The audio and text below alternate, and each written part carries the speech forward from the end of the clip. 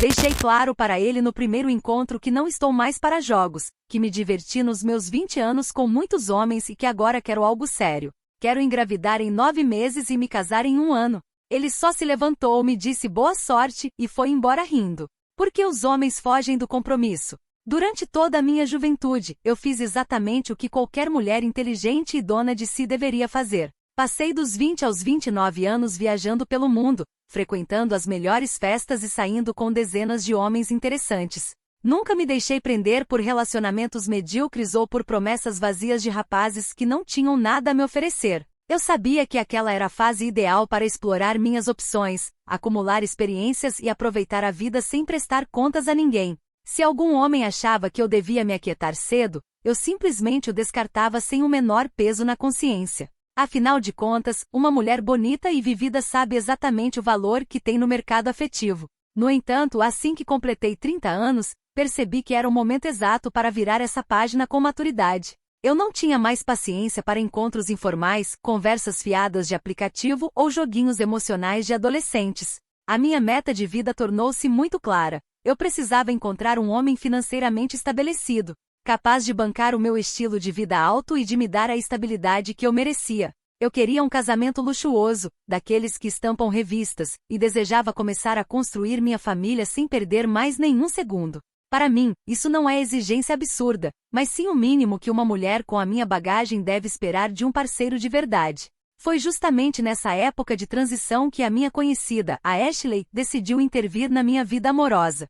Ela me jurava que conhecia o homem perfeito para os meus padrões exigentes. Trata-se do Ruby, um executivo altamente bem-sucedido, estruturado financeiramente e com uma carreira impecável em uma grande empresa. Ashley organizou um encontro às cegas para nós dois no restaurante mais caro e exclusivo da cidade. Eu aceitei o convite sentindo que finalmente o universo estava alinhando as coisas a meu favor. Preparei-me com uma produção impecável, pois sabia que um homem daquele nível exigiria uma presença marcante ao seu lado. Quando cheguei ao restaurante, vi o Rubens sentado à mesa me esperando com uma postura elegante e um sorriso cordial. Ele era exatamente o tipo de homem que eu buscava visualmente no papel. No entanto, desde o primeiro segundo em que me sentei, decidi que não perderia tempo com futilidades ou rodeios inúteis. Eu não estava ali para fazer charme, falar sobre o clima ou fingir uma modéstia que não me pertence. A minha intenção era estabelecer as regras do jogo logo de cara para que não houvesse falsas expectativas.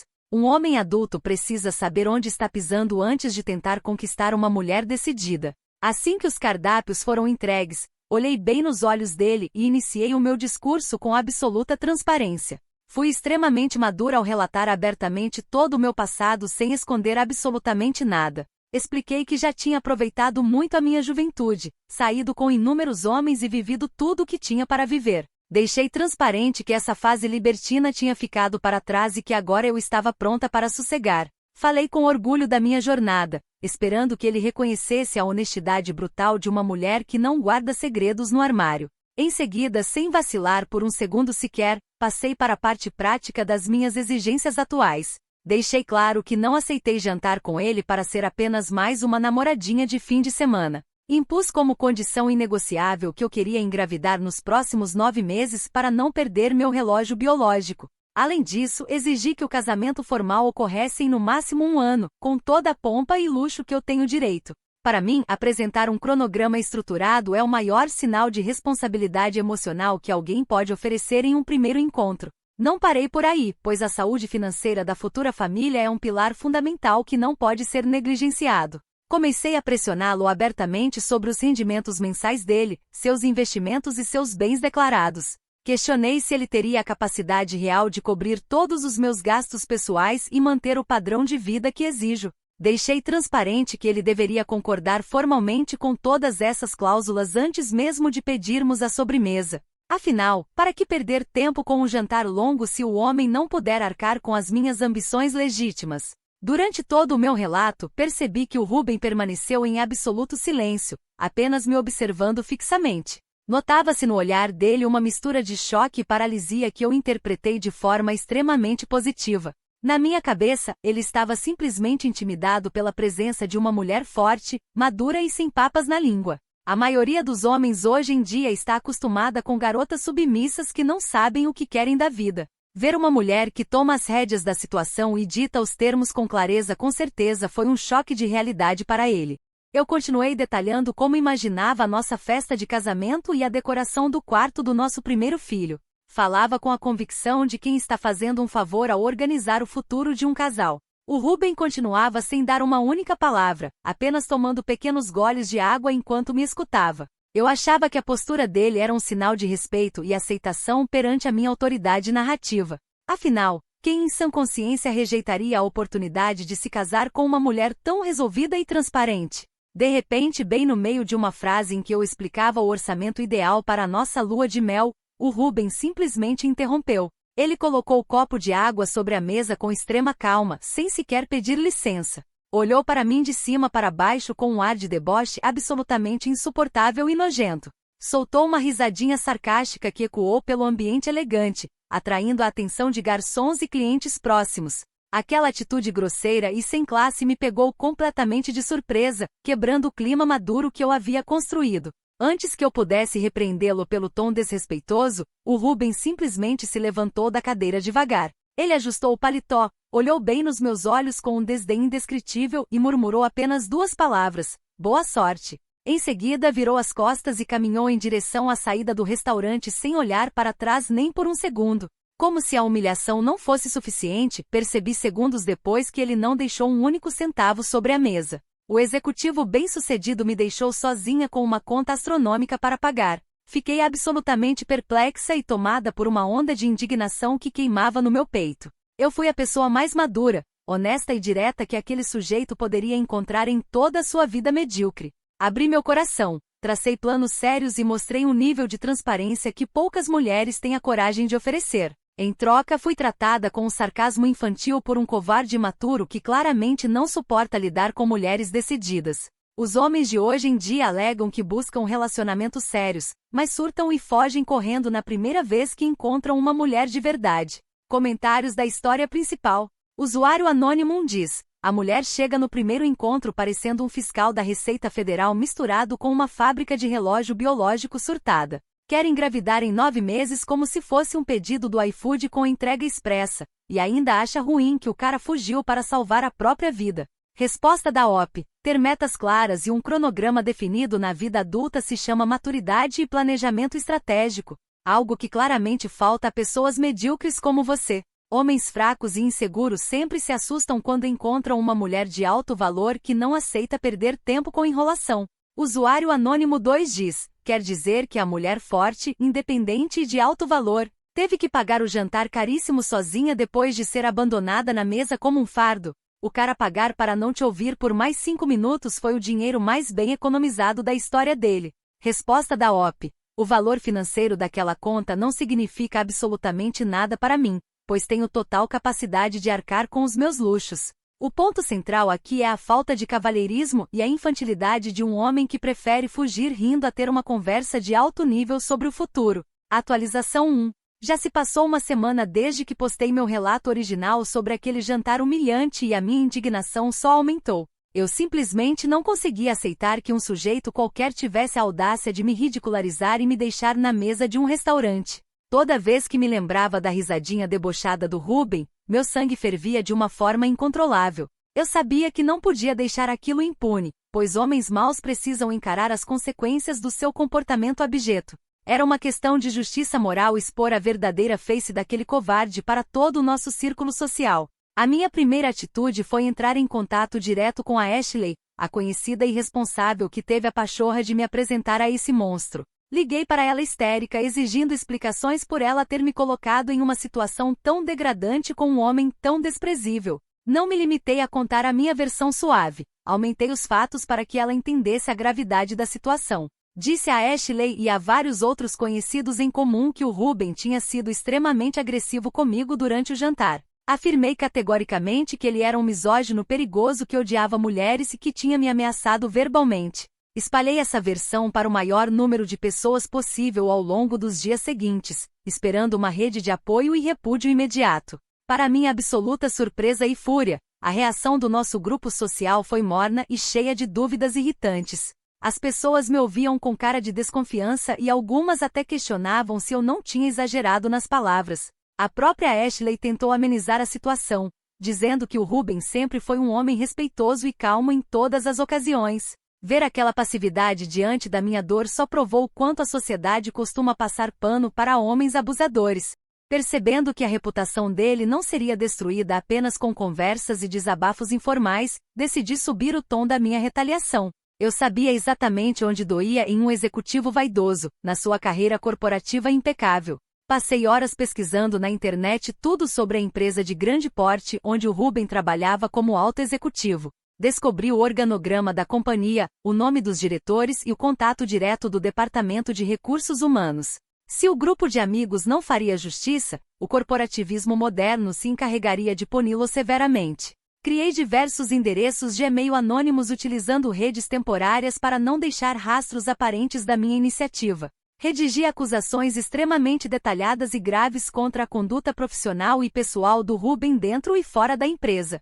Enviei essas mensagens diretamente para o RH, alegando que ele cometia assédio moral constante e mantinha um comportamento inadequado com colegas. Afirmei nos e-mails que a postura dele no ambiente de trabalho era uma ameaça à imagem institucional da própria corporação. Eu estava apenas fazendo um favor àquela empresa ao alertá-lo sobre o canalha que mantinham no quadro de funcionários. Mesmo tendo enviado as denúncias anônimas, a minha necessidade de ver a reação dele de perto continuava me consumindo dia e noite. Descobri, através de fotos antigas nas redes sociais de conhecidos, qual era a cafeteria requintada onde ele tomava café todas as manhãs antes do trabalho. Decidi alterar completamente a minha rotina diária para estar naquele estabelecimento exatamente no mesmo horário que ele. Eu queria que ele soubesse que a vida dele nunca mais seria em paz depois de ter debochado da minha cara. Uma mulher injustiçada não desaparece simplesmente porque o homem deseja. Na primeira manhã em que apareci na cafeteria, sentei-me em uma mesa estrategicamente posicionada bem em frente à dele. Quando Ruben me viu, percebi claramente um sobressalto na postura dele e uma expressão de profundo incômodo. Eu não disse uma única palavra, não levantei a voz e nem fiz nenhum escândalo no local. Apenas fiquei encarando fixamente nos olhos, sem piscar, mantendo uma postura ereta e um olhar carregado de desprezo. Queria que ele sentisse o peso sufocante da minha presença e entendesse que não ficaria impune. Passei a repetir esse ritual sinistro todas as manhãs de segunda a sexta-feira, sem falhar um único dia sequer. Eu chegava mais cedo, pedia um café preto e esperava o momento em que ele cruzava a porta de entrada. Às vezes, o Ruben tentava mudar de mesa ou virar de costas para não me encarar diretamente. Nesses momentos, eu me levantava discretamente e trocava de assento para continuar no campo de visão dele.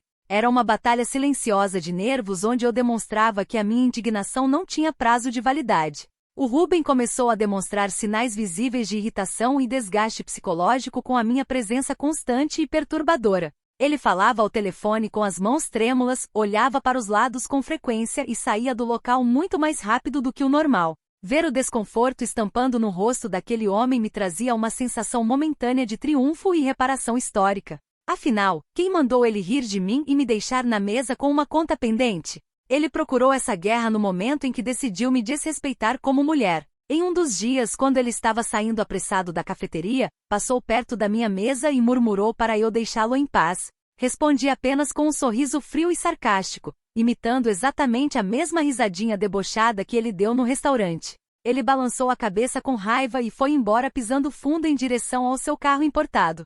Aquilo provou que o meu plano de presença ostensiva estava funcionando perfeitamente para desestabilizar a rotina do meu agressor. Ele achou que sair impune era fácil, mas encontrou uma mulher que luta pelos seus direitos. Infelizmente, a justiça completa ainda parecia distante, pois ele continuava indo trabalhar normalmente todos os dias sem me dar uma retratação pública. A minha indignação só crescia ao ver que ele ainda mantinha o seu terno alinhado e o seu status social intacto. Eu precisava de mais, precisava ver aquele sorriso arrogante ser varrido definitivamente do rosto dele. Se o sistema não punia homens imaturos com a velocidade necessária, eu continuaria criando os mecanismos para isso. A minha busca por respeito não pararia até que ele se ajoelhasse pedindo o meu perdão sincero. Estou acompanhando os desdobramentos das denúncias que fiz ao RH e tenho certeza de que em breve os frutos surgirão. Não me arrependo de absolutamente nada do que fiz até agora, pois tudo foi uma reação direta à provocação inicial dele. Se o Ruben quisesse paz na vida dele, deveria ter agido como um cavaleiro educado desde o primeiro minuto. A responsabilidade por todo esse caos é exclusivamente dele e da sua falta de modos. Continuarei firme na minha missão de mostrar ao mundo o tipo de sujeito perigoso que ele realmente é. Comentários da atualização 1. Usuário anônimo 1 diz: a mulher levou um fora num jantar e em apenas 7 dias virou uma perseguidora profissional nível psicopata. Tá batendo ponto na cafeteria do cara todo santo dia e mandando e-mail falso pro RH dele. Isso é caso de polícia e internação psiquiátrica urgente. Resposta da OP. Frequentar estabelecimentos comerciais públicos é um direito constitucional de qualquer cidadão livre deste país. E ninguém vai me proibir de tomar meu café onde eu bem entender. Além disso, alertar a sociedade e as empresas sobre a má conduta de homens manipuladores é um dever moral de toda mulher consciente. Usuário anônimo 2 diz: arriscar a carreira e o sustento de um homem com acusações falsas no trabalho só porque o alecrim dourado não quis casar com você é uma atitude podre e criminosa. Isso não é ser indignada, isso é ser uma pessoa sociopata que precisa ser presa. Resposta da OP. É impressionante como a internet está cheia de defensores de homens abusadores que adoram culpar a vítima pelas reações legítimas que ela tem. O Rubem colheu exatamente o que plantou ao me humilhar publicamente, e as consequências na carreira dele são apenas o começo da reparação que ele me deve. Atualização 2. Já se passou um mês desde a minha última... Fala, galera! Se você chegou até aqui, é porque tá curtindo o vídeo, né? Então, dá aquela força pro galã, se inscreve aqui no canal agora mesmo! Eu adoraria bater a nossa grande meta de 1000 inscritos e você faz toda a diferença pra gente chegar lá. Conto com vocês, hein? Valeu! Atualização e os acontecimentos tomaram um rumo absolutamente inacreditável e revoltante. As minhas denúncias anônimas ao Departamento de Recursos Humanos finalmente começaram a surtir o efeito devastador que eu planejei. Fiquei sabendo por fontes indiretas que a promoção executiva que o Rubem estava prestes a receber foi completamente congelada pela diretoria.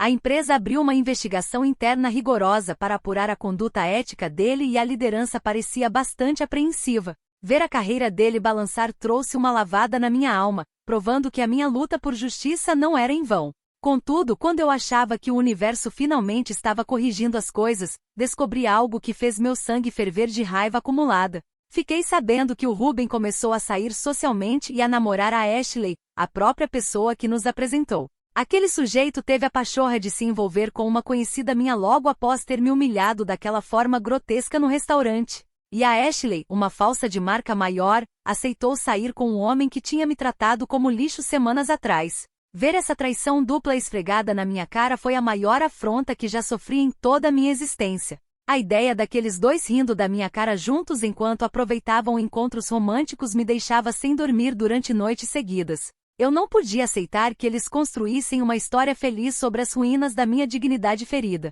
A traição da Ashley e a audácia do Rubem exigiam uma resposta imediata, proporcional e inesquecível. Eles precisavam entender que não se brinca com os sentimentos de uma mulher de valor sem pagar um preço altíssimo por isso. A minha indignação se transformou em uma energia de retaliação pura e calculada. Na semana passada, tomei a decisão de agir diretamente no patrimônio físico do Rubem para que ele sentisse a minha dor na pele. Descobri o endereço do prédio residencial de luxo onde ele mora e passei a monitorar a rotina da portaria. Em uma noite chuvosa e escura, esperei um morador entrar com o carro para me esgueirar discretamente para dentro do estacionamento privativo. Localizei o veículo importado do Rubem parado na vaga dele, reluzente e impecável. Aquela máquina cara era o maior símbolo da vaidade oca daquele homem superficial. Sem hesitar por um único segundo, tirei uma ferramenta pontiaguda da minha bolsa e me aproximei dos pneus do carro dele. Furei os 4 pneus com toda a força que eu tinha nos braços,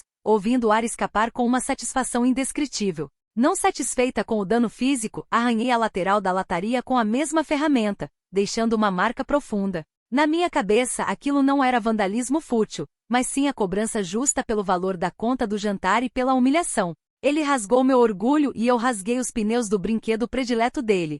Saí do condomínio sem ser percebida por nenhum porteiro, sentindo uma adrenalina purificadora correndo pelas minhas veias. No entanto, ao chegar em casa e me deitar na cama, percebi que furar os pneus ainda era pouco para aplacar a minha raiva. O fato de ele estar saindo com a Ashley significava que ele ainda mantinha o seu emprego e seu status intactos. Eu precisava cortar a fonte de renda que sustentava a arrogância dele e os encontros românticos com aquela falsa. Era a hora de dar um golpe definitivo na reputação profissional daquele canalha. Abri novamente o meu computador e passei a madrugada inteira trabalhando em um plano de falsificação extremamente bem elaborado. Criei capturas de tela falsas de conversas de aplicativo de mensagens simulando diálogos comprometedores do Ruben com concorrentes. Nas imagens adulteradas, parecia claramente que ele estava vazando segredos industriais e relatórios confidenciais da empresa em troca de propina. Tomei o cuidado de usar nomes reais de diretores da concorrência para tornar a fraude visualmente indiscutível e devastadora.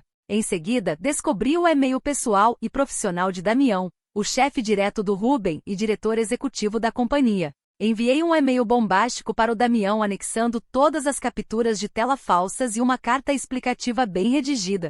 No texto, afirmei ser um funcionário preocupado com a ética da empresa que não suportava mais ver o Ruben traindo a corporação. Garanti ao Damião que o executivo era uma maçã podre que estava destruindo os negócios por ganância pessoal. A armadilha estava montada e o Damião receberia aquilo como uma bomba relógio no início da manhã. Cada um desses golpes que apliquei era uma resposta absolutamente justa e legítima ao desrespeito inicial que ele cometeu. O Ruben teve a audácia de zombar de mim, me deixar com uma conta alta e agora tentava esfregar a felicidade dele com a Ashley na minha cara.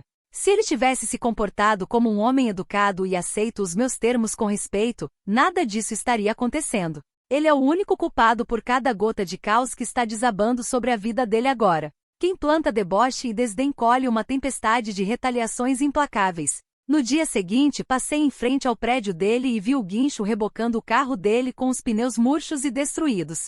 O Ruben estava ao lado do veículo, com as mãos na cabeça e uma cara de desespero absoluto que lavou a minha alma. Ver a imponência dele ruir diante dos meus olhos foi uma das melhores sensações que já vivenciei na vida. Ele parecia finalmente compreender que as ações dele têm consequências graves no mundo real. A arrogância masculina dele não pôde fazer nada contra a força de uma mulher determinada a se defender. A Ashley também sentirá o peso da escolha errada que fez ao se aliar a um homem de má índole contra mim. Já comecei a espalhar no nosso grupo de conhecidos que ela é uma furadora de olhos sem caráter que se aproveita da desgraça alheia. As pessoas estão começando a se afastar dela e a olhar com desprezo para essa relação tóxica que eles criaram. Eles achavam que seriam felizes às minhas custas, mas eu vou garantir que esse namoro seja um inferno na terra. Ninguém pisa na minha história e sai sorrindo no final. Aguardo ansiosamente a reação do Damião e da diretoria da empresa diante das provas de traição corporativa que enviei.